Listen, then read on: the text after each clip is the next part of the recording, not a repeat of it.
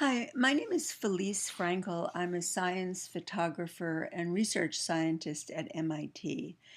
And this past summer, my team and I developed a course for MIT X that was posted on edX.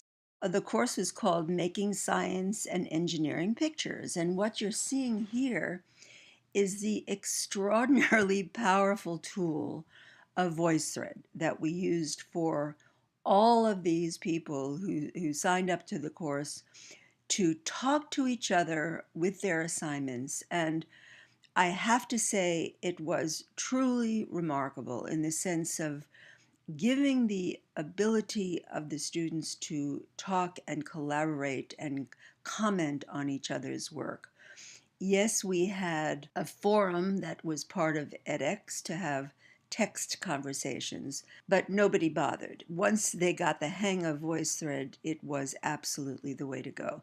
I'm very excited about this tool. I cannot say more good things about it. It was really amazing, and most important, the VoiceThread team were right there for us making it work. We had 12,000 students registered. Of course, not all of them did the work, but I'm just looking through these. This is the first time I've seen it for a while. I'm going to insert a little bit of a voice thread that we used that was sort of interesting for me.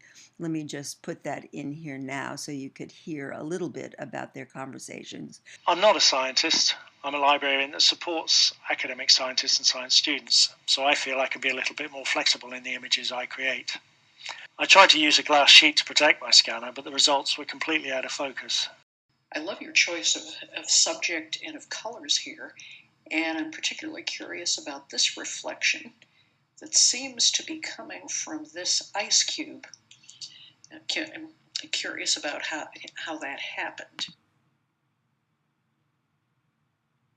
And now we're back to seeing a few more of these images from the various voice threads. And once again, the course was pretty terrific, if I do say so myself. The tutorials were very polished and interesting.